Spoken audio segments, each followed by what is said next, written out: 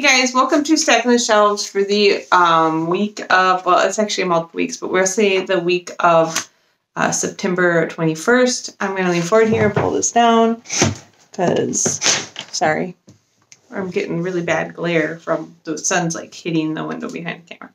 All right, I have a whole bunch of books, and a lot of them are, well, some review books, a lot from the library, some audiobooks, so I'm just going to go ahead and start going through them. The first one I got for review is The Silvered Serpents by Roshani Chokshi, and this is the second book in the Gilded Wolves series. That was a fantasy series kind of set in Paris, I believe, and I liked it, and I'm excited to get the second one. This hasn't come out for quite a while, and this is not the final cover for it, supposedly. So it comes out February of 2020, so it's been released for review really, really early. I'm excited to get it, and excited to read it. The next one I got for review was one I kind of picked up randomly. I go every Monday, I go and I look kind of like on Edelweiss and NetGalley and see what's been posted for review, and this one really caught my eye, and that is Maro Charm by Kristen Jacques. This is about a world where humans accidentally bring magic back, and then because they bring all these monsters back to Earth, they end up having to live underground to survive, and it sounded kind of cool, and yeah, so I don't know, I randomly just got this because I thought the synopsis sounded neat. This comes out October 1st, and I got this through NetGalley. The last one I got for review is Ling, Tang, and the Pirate Queen by Tamara Moss. This comes out in October as well, and just looked fun. It's about an island girl who ends up joining a pirate crew and going on adventures. You know, sounds cool. It just sounded good to me at the time.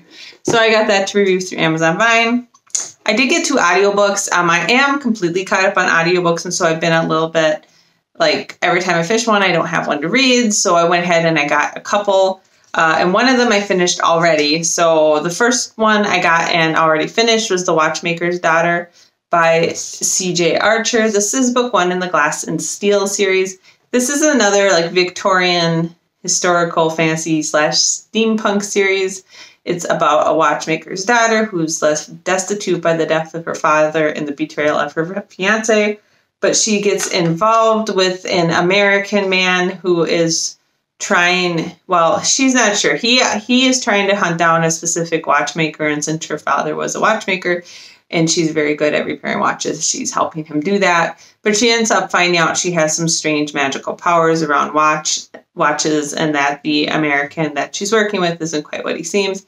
So there's a little bit of romance in it, a lot of like mystery, investigative stuff, and some magic. And I enjoyed it. I thought, I'm going to give it 4 out of 5 stars.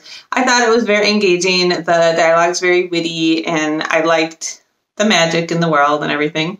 And lots of humor, and I will probably go ahead and continue reading the series. This is a long series. I think there's like 9 books in it now, so it should keep me pretty busy listening to these audiobooks for a while. And the second audiobook I got is one I wanted to read for a while, and that's The House of Salt and Sorrows by Aaron A. Craig. This is a young adult fantasy, and I just started listening to this, and all I really know is it's about a girl who has a whole bunch of sisters, and they keep dying. And she ends up, and all the deaths seem like accidents, and so she's trying to figure out, you know, what happened. You know, she doesn't think they're accidents. She's trying to figure out why her sisters are being killed. That's all I know about so far. I don't actually know if it's set in like modern day or historical day or our world or a different world. It seems like it's like more historical, a different world, but I haven't got far enough into it now to know. I really love the cover of that one too. It's kind of cool. All right, so I got a ton of books from the library, and part of it is just because I know, like, last year I was really working on my to-be-read pile. Now I only have ever like 8 to 10 books in my house that I haven't read, so I'm getting really caught up on stuff. So I went to the library and got a whole bunch of stuff to read. A lot of these are graphic novels, again, because I am a little bit behind on my graphic novel reading challenge, so I wanted to, you know, get some more graphic novels, and the library is always a good place to just pick up some stuff. So the first one I actually had on hold for a while until it released, and that is The Girl the Sea Gave Back by Adrienne Young. This is the same author that wrote Sky in the Deep, which I really, really liked. So I'm excited to see how this book is. This is a companion novel to Sky in the Deep. It doesn't sound like it has the same characters. It just is in the same world. So I think that should be fun. So it's a young adult fantasy. It hasn't been out very long. I picked up two. I'm kind of looking for another manga series to read. And normally I read like fantasy manga. But I picked up just some random ones because the library had the whole series and they had the first few there. And it was this Nisekoi False Love Volumes 1 and 2.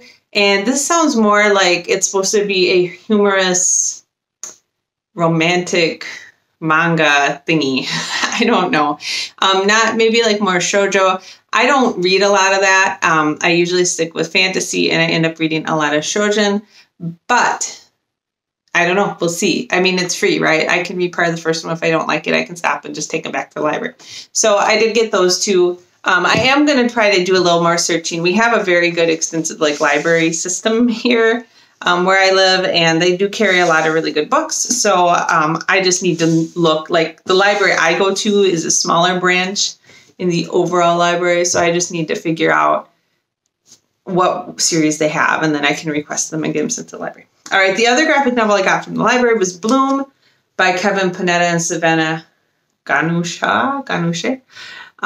This is a kind of coming of age type graphic novel, one of those kind of day in the life of whatever. I wanted to read it originally. I was going to get a copy for review, and I was really swamped at the time and didn't have time really. So I saw it at the library and thought, oh, I could finally read that. This one I already have read and I really liked, and that is The Witch Boy by Molly Knox Ostertag. Me and my son both read this and really enjoyed it. It is a trilogy, and I believe the third book is coming out in October or the end of September. Anyways, it's about a boy who's raised in a group of people where the witches are women and the boys are shape changers, but he hasn't found a shape-shifting form yet. And he really is interested in witch stuff. So he's a boy who's a witch, and there's a lot about he's going against convention, blah, blah, blah. A lot about friendship, some interesting magic. I liked it a lot. I thought it was very well done. The illustrations, very good. It's very easy to follow. I enjoyed it a lot. So my son and I are both going to keep reading that series. And then the last one I picked up from the library is Ian Kofer and Andrew Donkin's Illegal. I've heard a lot of really good things about this graphic novel. Again, really like the illustration in this one. Very colorful, very easy to follow. I know it's about a guy immigrating to Europe, I believe, from Africa. And that's all I know. I just have heard it's going to be good, and I saw it at the library, so I picked up. So that's what I ended up getting. 1, 2... We'll just stack them up here. 3, 4, 5. Things are falling around. 6, 7, and then the 2 audiobooks, 8, 9, and then the 2 review, 10, 11. So 11 books. Again, these graphic novels don't take me more than like half an hour to an hour to get through. So they're pretty quick. So that's what I got. Other than that, I don't know. I haven't been doing these stacking the shelves every week. I think it's more efficient for me to do them every other week because then I actually get enough books to do like a good post. We're doing not normal, but weather stuff here in Minnesota. It's fall, so like it was just barely hitting 60 like yesterday, the day before, and it was getting pretty cold. We had to shut the windows because it was getting down to the 40s at night. And then all of a sudden today is 85. So everybody is like, I'm wearing a long sleeve shirt because I was just used to wearing long sleeve shirts. And all of a sudden I'm just dying when I go outside. And it's really a little miserable because when it gets warm like that in September, October, all of the bugs come out, like the yellow jackets and the paint Asian lady beetles and the box elder bugs and everything is just like, oh my God, we almost died. Like, we're going to swarm everything. And it gets really unpleasant to be outside. You can't really like sit outside or anything because the bugs are so bad whenever it gets warm in the fall.